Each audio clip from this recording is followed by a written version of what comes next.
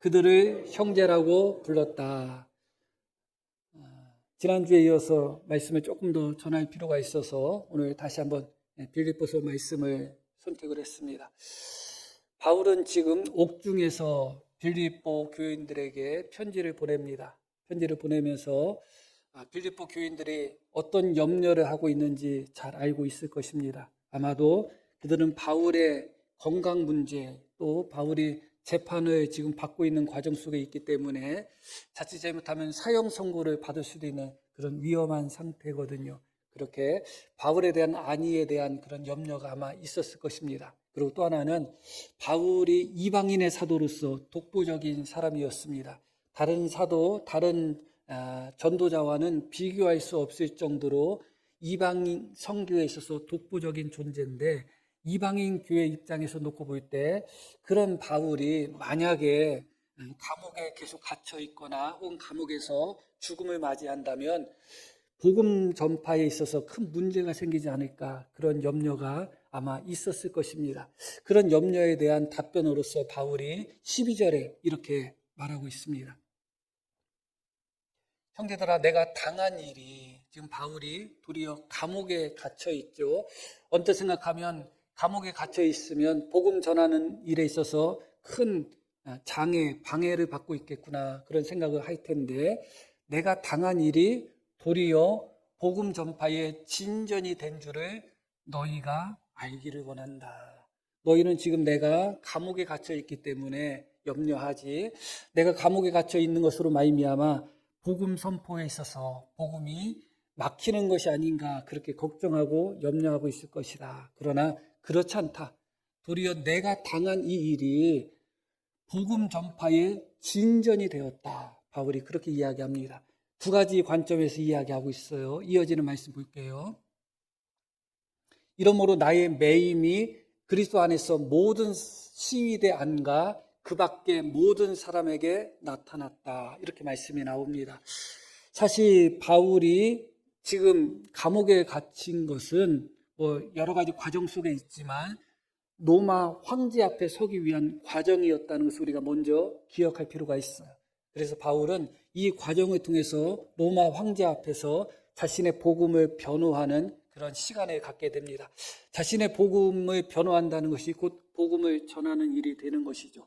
그런 의미에서 바울의 매임으로 말미암아 로마 황제에게까지도 복음을 전할 수 있는 길이 열린 것입니다. 그것뿐만 아니라 그의 매임이 그리스도 안에서 모든 시대안과 그 밖에 모든 사람에게 나타났다. 이 말씀은 그리스도 안이라는 것은 바울이 매이게 된 것, 감옥에 갇히게 된 것이 일반 죄수 같은 그런 죄로 말미암아 감옥에 갇힌 것이 아니라 예수님 때문에, 복음을 전하는 것 때문에 감옥에 갇힌 것이 그 시대 안 모든 사람들에게 다 드러났다, 그런 의미예요.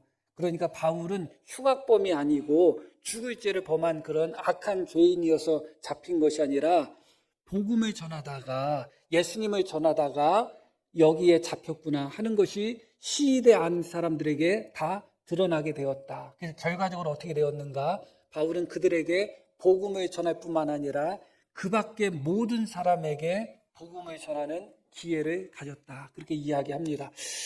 그러니까 사실은 로마의 관리들에게 복음을 전한다는 것은 쉬운 일이 아닙니다.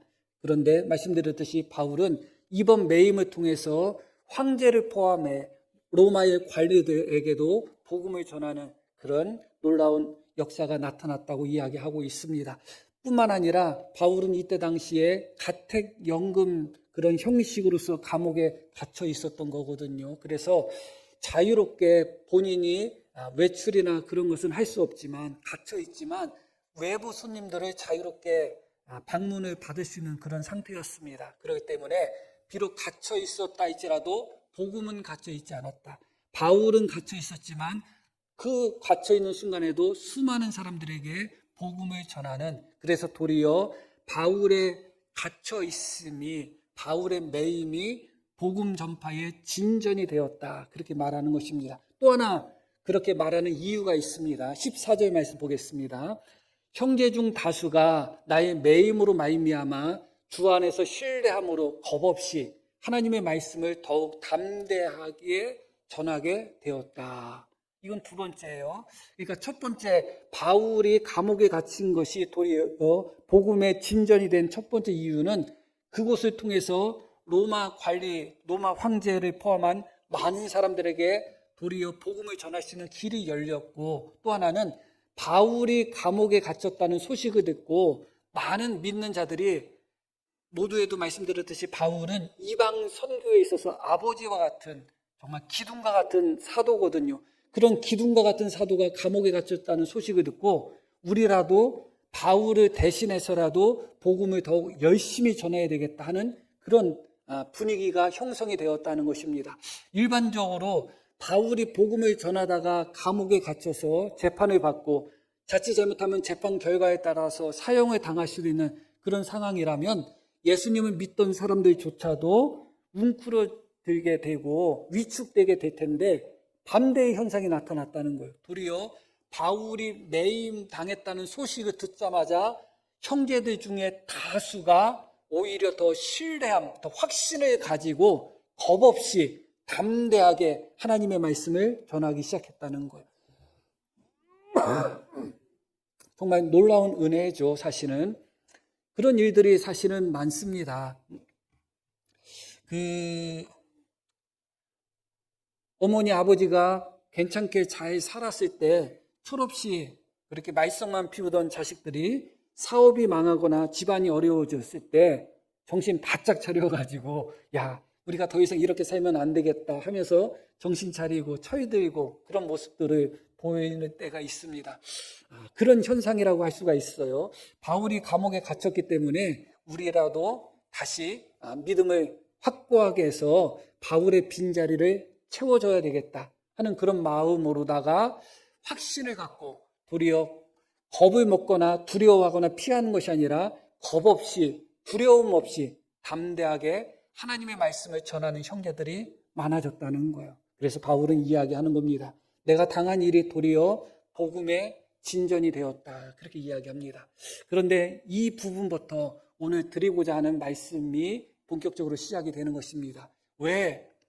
형제들 중에 다수가 확신을 갖고 신뢰함으로 겁없이 하나님의 말씀을 담대히 전했다고 나오는데 이 형제들 중에 두 분류로 나누어지는 것, 그것이 오늘 말씀의 핵심 중에 하나입니다. 15절 말씀을 볼게요.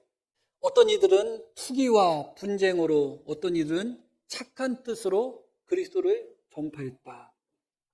14절과 15절이 각각 독립적이지 않습니다. 14절에 형제 중 다수 중에 그들은 확신을 갖고 겁 없이 담대하게 복음을 전했다는 겁니다. 그렇게 확신을 갖고 겁 없이 담대히 복음을 전하는 사람들 중에 어떤 이는 투기와 분쟁으로 그렇게 한 사람들이 있었고, 어떤 이들은 착한 뜻으로 그리스도를 전파한 사람들이 있었다는 것입니다. 너무나 놀라운 말씀이죠. 다시 14절 말씀 한번 보겠습니다. 형제 중 다수가 나의 매임으로 말미암아 주 안에서 신뢰함으로 겁없이 하나님의 말씀을 더욱 담대히 전하게 되었다. 이 말씀은 믿음을 갖고 착한 뜻을 가진 사람들만의 반응이 아니라 시기와 투기와 질투로서 잘못된 동기로서 복음을 전한 사람도 해당되는 말씀이다. 그것입니다. 겉으로 드러나는 행위는 동일합니다. 신뢰함을 갖고 겁없이 하나님의 말씀을 담대히 전합니다. 겉으로 드러나는 행위입니다.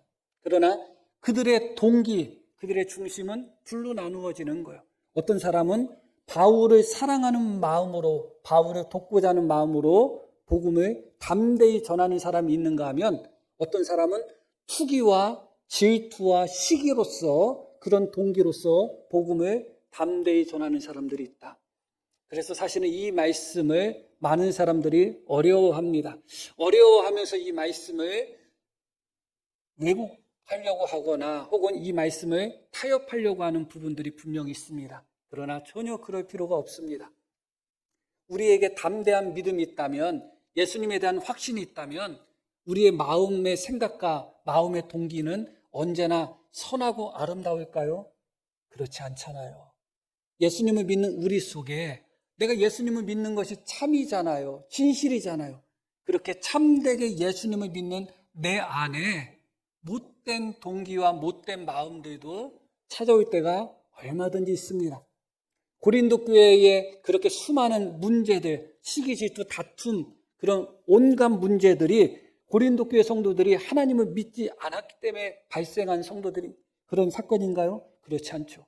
그들은 하나님을 믿었던 사람들이고 수많은 은사를 체험함으로 말미암아 스스로 신령하다고 생각했던 사람들입니다. 그러나 그들 안에 온갖 시기와 온갖 질투, 온갖 다툼이 가득했다는 것을 우리는 기억할 필요가 있어요. 우리가 베드로의 신앙 고백을 잘 아실 것입니다. 베드로는 주는 그리스도시요 살아계신 하나님의 아들이라고 고백을 했습니다. 그러고 나서 곧바로 예수님의 십자가의 말씀을 듣자마자 뭐라고 이야기하죠? 절대로 그럴 수 없습니다 하면서 예수님을 말려요. 그때 주님이 하신 말씀이 놀랍습니다. 내가 하나님의 일을 생각하지 않고 사람의 일을 생각하고 있다. 바로 몇 분 전에, 몇 분이라고 표현하면 정확한 것은 아니지만 바로 조금 전에 주는 그리스도시요 살아계신 하나님의 아들이라고 그렇게 엄청난 신앙 고백을 하고 예수님께로부터 칭찬을 받았던 베드로인데, 그렇게 주는 그리스도시요 살아계신 하나님이라고 아들이라는 고백하는 신앙 속에, 그 고백 속에, 믿음 속에 그 안에 베드로 마음 속에 무엇이 있었는가? 하나님의 일을 생각하지 않고 사람의 일을 생각하는 그런 마음이 있었다는 거예요.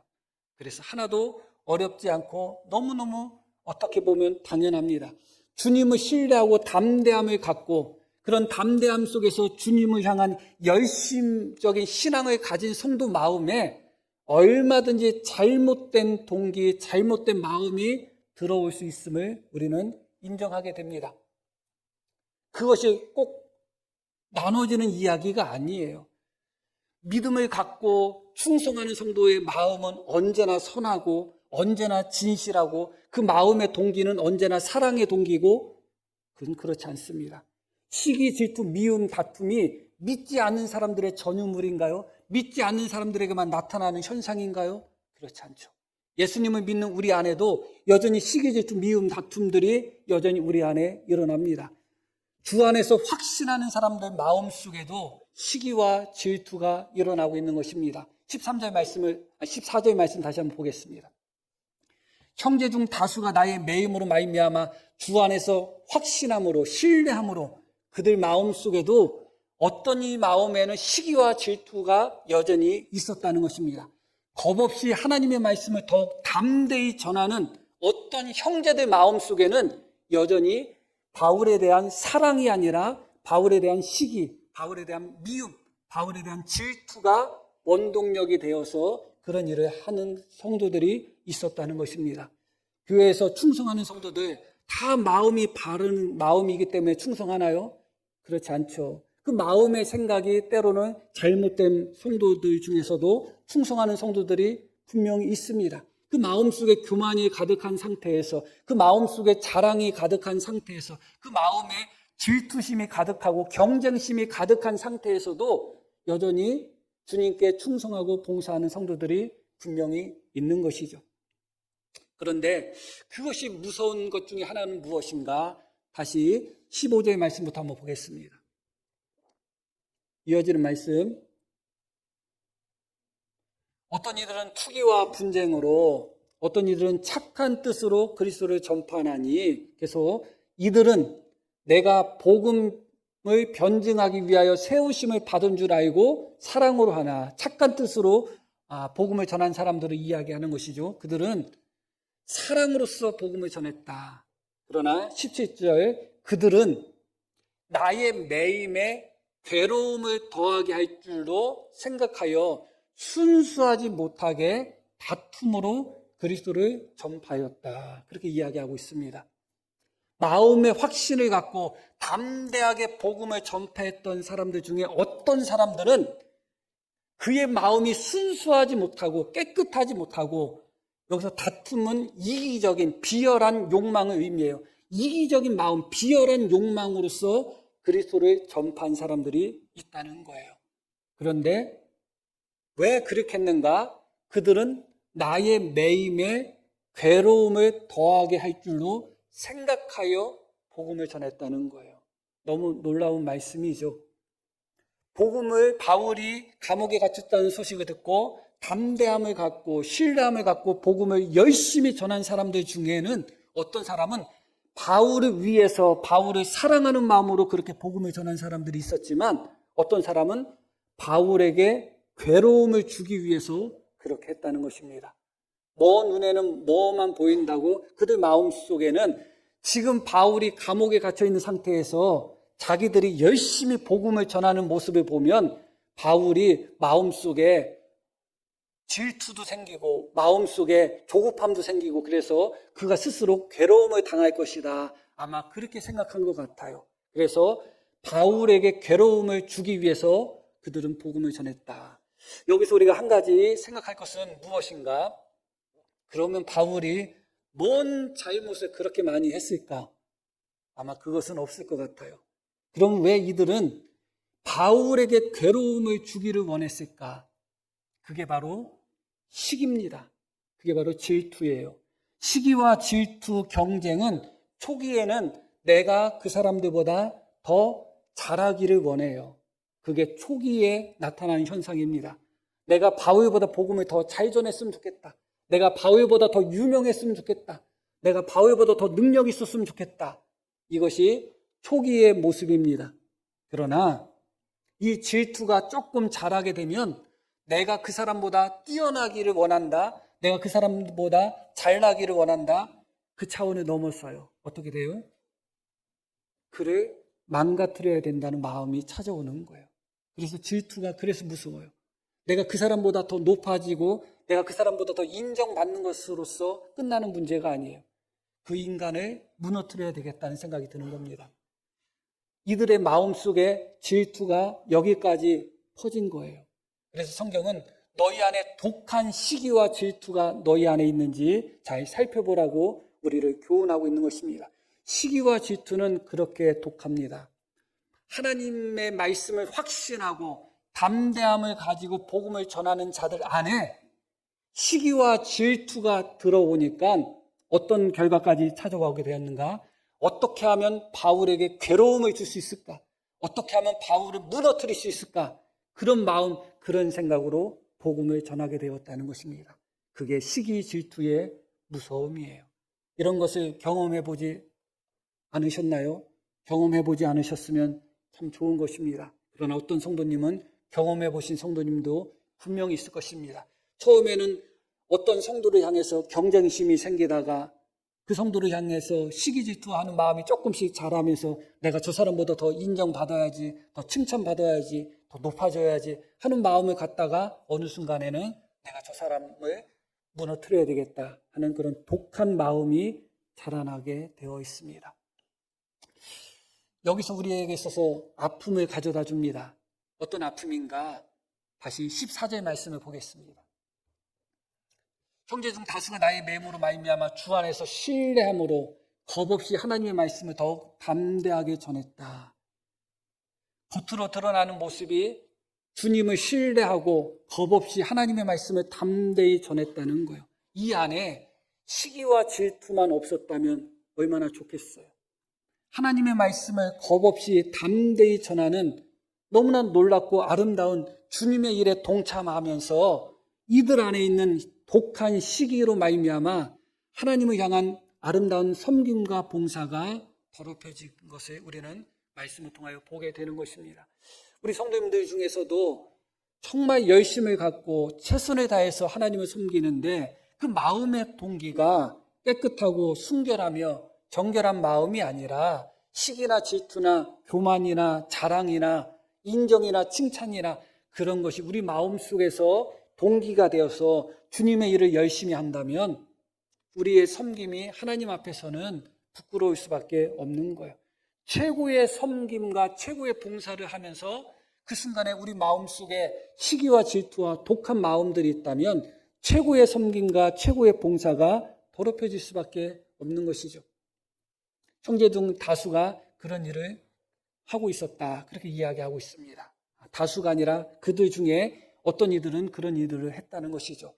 그런데 여기서 놀라운 반전이 있어요. 사실 오늘 제가 드리고 싶은 말씀은 이 부분부터고, 이 말씀을 묵상하면서 제 자신을 돌아보게 되는 그런 계기가 되었습니다.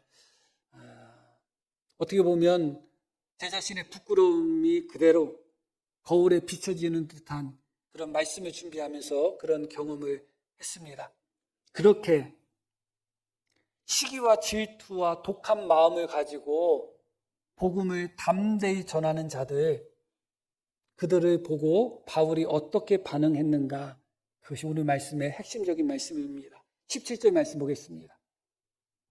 그들은 나의 매임에 괴로움을 더하게 할 줄로 생각하여 순수하지 못하게 다툼으로 그리스도를 전파했다. 그들은 의도가 순수하지 못하다, 동기가 순수하지 못하고 다툼으로, 질투로, 이기적인 본능으로 도리어 나 바울에게 고통을 주기 위해서 그렇게 나쁜 뜻으로 예수님을 전파했다. 그런데 이어지는 부분, 그러면 무엇이냐? 거칠어로 하나 참으로 하나 무슨 방도로 하든지 전파되는 것은 그리스도니 이로써 나는 기뻐하고 또한 기뻐한다. 너무나 놀라운 말씀이에요. 그들은 그런 행동을 통하여 바울에게 고통을 주려고 했지만 바울은 도리어 그들의 행동으로 말미암아 어떻게 하고 있어요? 기뻐하고 또한 기뻐하는 거예요. 아이고, 잘됐다. 내가 지금 갇혀서 돌아다니면서 복음을 전하지 못하는데 그들이 비록 나를 시기하고 나를 질투하고 나를 미워하는 마음으로써 복음을 전한다 할지라도 그들이 그렇게 복음을 전함으로 말미암아 예수님이 전파되면 그거 잘된 거 아닌가? 바울은 그렇게 말을 하고 있는 것입니다. 너무나 놀라운 것이죠. 여기에 몇 가지 신비가 있습니다. 하나님의 역사의 신비를 우리는 먼저 발견하게 되는 것입니다. 하나님은 그렇게 마음의 시기와 질투를 갖고 있다 할지라도 그런 자들을 통해서라도 복음이 전파되는 것을 하나님은 원하시는 거예요. 그게 하나님의 뜻인 것입니다. 우리가 생각할 때는 저런 못된 사람들이 있어, 저렇게 악한 사람들이 있어, 혹시 그렇게 생각이 들 수도 있습니다. 그러나 하나님은 그런 사람들을 통해서까지도 복음이 전파되기를 원하신 거예요. 그렇기 때문에 바울은 그것을 깨닫기 때문에 참으로 하던 거짓으로 하던 그리스도가 전파되었으니 내가 기뻐하지 않겠는가 말을 하고 있습니다. 여기서 우리가 오해해서는 안 됩니다. 무엇을 오해하면 안 되는가? 그들이 전파한 복음이 거짓된 복음이라면 바울이 기뻐하지는 않겠죠. 그들의 동기는 비록 못된 동기지만 그들이 전파하고 전도한 것은 참된 진리를 전파한 거예요. 다시 말씀드리면 내가 못된 동기를 가지고서 인정받고 칭찬받고자 하는 그런 마음을 가지고서 열심히 청소했다고 생각해 봐요. 그래도 열심히 청소한 거잖아요. 내가 못된 마음을 가지고서 교회를 어지럽히면 다른 이야기죠. 바울을 시기하고 질투해서 거짓 복음을 전하고 이단 복음을 전하고 바울이 복음을 전하는 것을 방해했다면 다른 이야기입니다. 그러나 그들이 비록 마음의 생각과 동기는 시기와 질투였지만 시기와 질투를 가진 마음으로서 그들이 무엇을 했다는 거예요? 복음을 전했다는 거예요. 놀라운 사실이 무엇이냐? 그렇게 마음속에 시기와 질투를 가진 사람들로 말미암아 복음이 진전이 되었다는 거예요. 후퇴가 된 것이 아니라는 거예요. 그러니까 나는 기뻐하고 기뻐한다는 겁니다. 성경에는 우리의 중심에 대한 말씀, 우리의 동기에 대한 말씀, 우리의 의도에 대한 말씀, 우리 마음의 상태에 대한 그런 말씀의 경고들이 참 많습니다. 하나님 앞에 우리 마음이 바로 서야죠. 하나님은 중심을 보시는 하나님 아니겠어요? 외모를 보시는 하나님이 아니십니다. 겉모습을 보시는 하나님이 아니에요. 우리 마음의 숨은 생각, 숨은 뜻, 숨은 동기까지 하나님은 다 보셔요. 맞죠? 그것은 맞습니다. 그러면 우리가 그런 모습을 보면서 어떤 사람의 동기를 판단하면서 저 사람은 나쁜 동기로, 나쁜 마음으로 지금 봉사하는 거야. 그렇게 비판하고 비난할 수 있을 것입니다. 실제로 그럴 수 있겠죠. 그러나 그것이 정당한가를 생각하게 되는 것입니다. 저 사람의 동기는 인정받기 위한 동기고 저 사람의 마음은 교만한 마음이고 교만한 마음으로 봉사하는 거야. 칭찬받으려고 봉사하는 거야. 우리는 그 사람을 깎아내릴 수도 있을 것입니다. 그러나 그렇게 교만하려고 봉사하고 칭찬받으려고 봉사하는 사람으로 말미암아 때로는 복음이 진전이 된다는 거예요. 그렇다면 저 사람은 교만해. 저 사람은 칭찬받으려고 하는 거야. 저 사람 마음이 바르지 않아. 저렇게 바른 마음 갖지 않고 못된 마음을 가지고서 봉사하면 안 돼. 그렇게 생각하는 우리는 무엇을 하고 있는가 생각해 볼 필요가 있죠. 내 마음은 순수하고 내 마음은 진실한데 아무것도 안 해요. 주님을 위해서, 교회를 위해서, 누구를 위해서도 그냥 마음은 깨끗해. 나만큼 정직한 사람이 없고 나만큼 의로운 사람이 없는데 그러나 정작 내가 복음의 진보를 위해서 복음의 진전을 위해서 하나님의 나라를 위해서 내가 무엇을 감당하고 있는가를 생각해 보면 아무것도 없어요. 그런데 도리어 내가 그 사람의 동기를 의심하고 그 사람의 마음을 의심하고 그 사람은 정직하지 않은 사람이야. 그 사람은 동기가 음흉해. 나쁜 뜻으로 봉사하는 거야. 그렇게 판단하는 그 사람으로 말미암아 복음이 진전된다는 거예요. 이건 놀라운 그런 의미입니다. 사실 생각해 보시기를 바랍니다. 우리 교회든 어떤 교회든 마음에 온전한 동기와 온전한 마음으로 봉사하는 성도들로 말미암아서만 교회가 유지되는 교회는 없어요. 때로는 그의 마음이 교만하지만 그런 교만한 성도의 봉사로 말미암아 때로는 교회가 유익을 누릴 때가 있다니까요. 언제나 마음의 중심이 바르고 깨끗하고 정직한 성도의 봉사와 섬김으로 교회가 그들의 섬김만으로 세워지는가? 그렇지 않아요. 때로는 너무 부족할 때가 많아요. 마음이 정직하고 바른 마음으로 하나님 앞에 부끄러움 없는 마음으로 주님을 섬기는 성도들이 너무 부족할 때가 많아요. 그래서 하나님은 때로는 그 마음이 진실하지 않거나 때로는 그 마음에 시기와 질투가 있다 할지라도 그런 마음으로조차도 때로는 그 마음으로 열심을 내고 그 마음으로 충성을 다하는 사람들을 때로는 하나님은 사용하시는 것입니다. 그 부분을 우리는 이해해야 되는 거예요. 그래서 바울은 결코 그들을 판단하거나 비판하지 않습니다.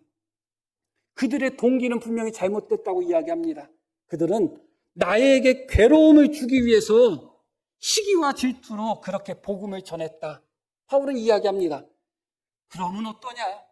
나에 대한 고통을 주기 위해서 시기와 질투로 복음을 전한 그 사람들 때문에 복음이 더 확장되고 있는데 이것이 어찌 기쁜 일이 아니겠는가? 내가 어찌 기뻐하지 않겠는가? 바울은 그렇게 말하고 있습니다. 내가 경멸하는 성도 때로는 아유 저렇게 예수 믿으라면 믿지 말아야지. 때로는 그런 성도들의 봉사와 그런 성도들의 헌신으로 교회가 세워질 때가 있음을 기억하셔야 돼요. 마음의 동기 중심은 언제나 중요합니다. 그러나 다른 사람 마음의 동기, 다른 사람의 마음의 중심, 다른 사람 마음의 생각을 살피기 전에 나 자신을 먼저 살펴야 되는 것이죠. 하나님이 누구에게 어떤 사람을 판단할 권리를 주셨나요? 어떤 사람의 행동 자체도 판단하지 말라는 거예요. 그런데 우리는 행동 자체를 판단하는 것은 가벼운 일이고 때로는 그 사람의 마음의 생각까지 판단해 버립니다. 다 궁예가 되어서 궁예짓 한다고 그러죠. 이 말씀을 준비하면서 제 자신도 참 부끄러웠습니다. 사실 조금 섬세하고 조금 그런 관찰이라고 표현하면 이상하지만 제가 목사이기 때문에 어떤 성향을 가졌는지를 어느 정도 조금 아실 것입니다. 성도들을 보거나 사람들을 보면 잘 보여요. 그래도 잘 보입니다. 마음의 생각, 의도 같은 것도 그래도 생각보다 잘 보입니다. 언제나 맞지는 않지만요. 그러다 보니까 때로는 그들의 마음의 의도를 판단해서 그들의 봉사와 섬김을 깎아내린 적이 있어요. 스스로 마음속에. 저 사람은 칭찬받으려고 저렇게 하는 거야. 그렇게 칭찬받으려고 봉사하는 사람 때문에 오늘 점심에도 밥을 먹을 수도 있을 수도 있는 거예요. 그 사람 때문에 깨끗한 예배당에서 예배 드릴 수도 있는 거예요. 인정받으려고 저 사람 열심히 내는 거야. 그렇게 인정받으려고 열심히 낸다고 내가 판단하는 사람, 그 사람 때문에 우리 교회가 더 발전할 수도 있고 부흥할 수도 있는 거예요. 그게 하나님의 방법이고 하나님의 역사예요. 단지 마음의 중심이 바르지 못하고 동기가 바르지 못한 사람은 하나님 앞에 단둘이 하나님 앞에서 결산할 때는 와요. 그러나 그것은 하나님이 판단하시는 것이고 하나님이 심판하시는 것이지 우리가 그 사람의 마음의 생각, 그 사람의 동기까지 판단하면서 저 사람 지금 엄청 열심히 하지만 사실은 속으로는 안 그럴걸? 그렇게 쉽게 판단해서는 안 되는 거예요. 비록 그 사람의 동기와 그 사람의 생각이 잘못됐다 할지라도 어떤 사람이 좋지 못한 동기로 1,000만 원을 헌금했다. 그 1,000만 원이 어디 가요? 1,000만 원 헌금한 것은 헌금한 거예요. 그 헌금이 어디에 쓰이겠어요? 주님에 의해 쓰임 받겠죠. 비록 그 사람이 인정받고 칭찬받고자 하는 혹은 시기와 질투로 그런 일을 했다 할지라도 그 사람의 섬김 자체는 폄훼해서는 안 된다. 그 자체를 인정해야 된다. 나를 미워하고 나를 향하여 시기 질투한 자들, 나에게 고통을 주려고 복음을 전한 자들, 하나님이 그들의 복음은 받아들이지 않았어. 하나님은 그들을 심판하실 거야. 바울이 그렇게 반응하지 않아요. 도리어 그들 때문에 복음이 진전이 되었구나. 나를 미워하는 열심 때문에, 나를 질투하는 열심 때문에, 자기를 자랑하고 인정받고자 하는 그 열심 때문에 복음을 전함으로 말미암아 도리어 복음의 진전이 되었다. 그러니 내가 기뻐한다고 바울은 이야기하고 있습니다. 우리도 생각을 바꾸셔야 돼요. 말씀으로 우리 인식을 바꾸셔야 되는 것입니다. 결론적인 말씀을 드립니다. 바울은 이들을 향하여 형제라고 부릅니다. 그게 너무나 놀라운 말씀이에요. 형제라고 부르고 있습니다. 14절 말씀 보겠습니다. 형제 중 다수가, 이 형제들 중에는 누가 있는 거예요? 바울을 사랑함으로 말미암아 열심히 복음을 전하는 사람도 포함되고 바울을 시기질투함으로 바울에게 고통을 주려는 사람도 여기에 포함이 돼요. 바울은 그들을 여전히 형제라고 부르고 있어요. 예수님께서 부활하신 후에 여인들에게 무엇을 말씀하셨는가? 제자들에게 가서 예수님이 부활하셨다는 소식을 전하라고 보냅니다. 그러면서 뭐라고 말씀하셨는가? 너희는 가서 내 형제들에게, 그렇게 말씀해요.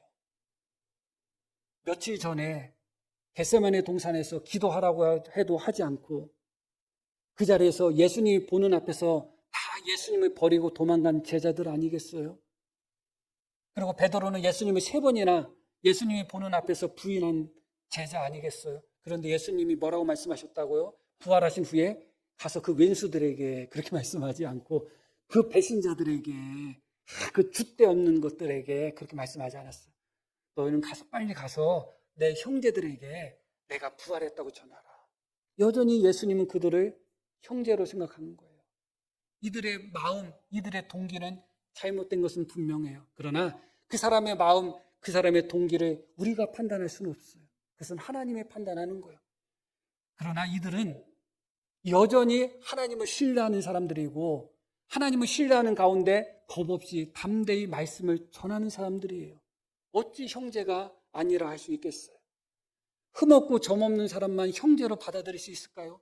예수님은 세리와 창녀와 죄인들까지도 친구로 받아들이셨는데 우리는 예수님보다 더 거룩해서 흠 있는 사람들, 겉으로는 흠이 없어도 마음에 흠 있는 사람까지 잡아내서 그 사람을 형제로 받아들이지 않고 배척하려고 하는 겁니다.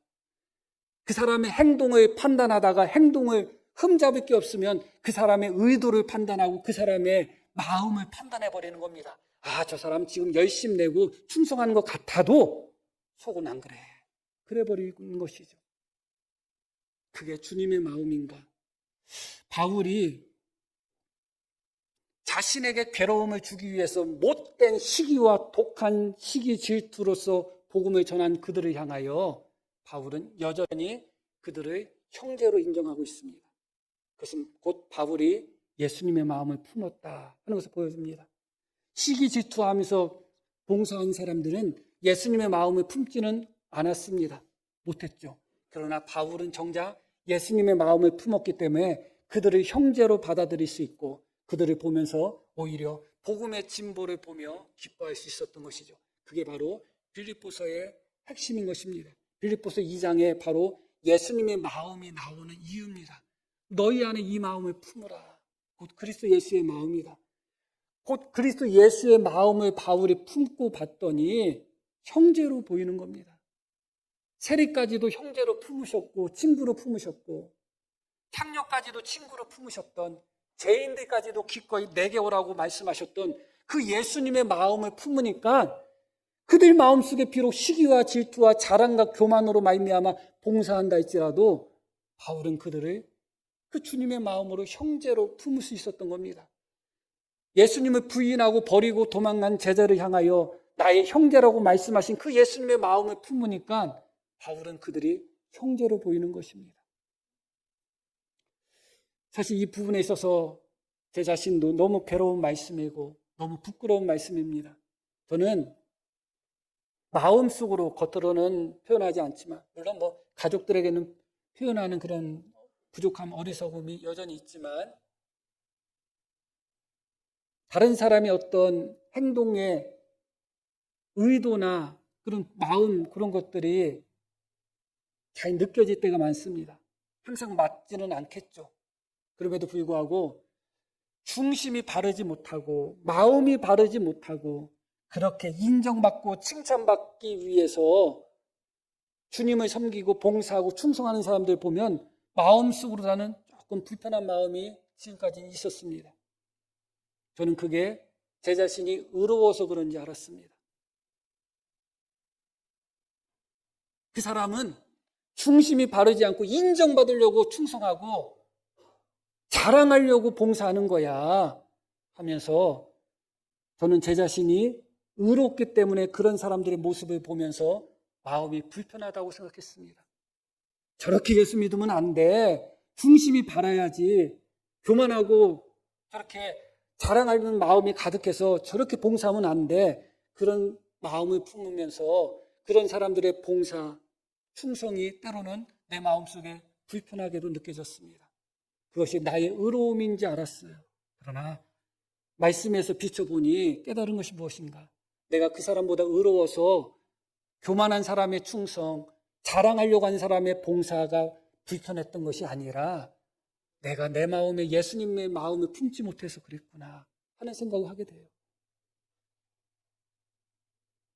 내가 다른 사람보다 의로워서 그 사람을 판단하는 것으로 스스로 속고 있는 분들이 있어요. 내 마음은 정직하고 내 마음은 바른데 저 사람은 그렇지 못해 하면서 내 정직함으로 그 사람을 판단한다고 착각하는 분들이 있을 거예요. 그러나 사실은 내가 더 정직해서가 아니고 내가 더 의로워서가 아니라 내가 예수님의 마음을 품지 못했기 때문에 그렇구나 이렇게 생각하게 됩니다. 주님의 마음을 품으면 형제로 보이는 사람들이 더 많아질 것입니다. 그렇게 주님의 마음을 품고 다시 한번 우리의 믿음을 새롭게 할 수 있는 우리 모든 성도님 되기를 간절히 축복합니다. 자, 우리 들으신 말씀 기억하며 함께 기도하겠습니다.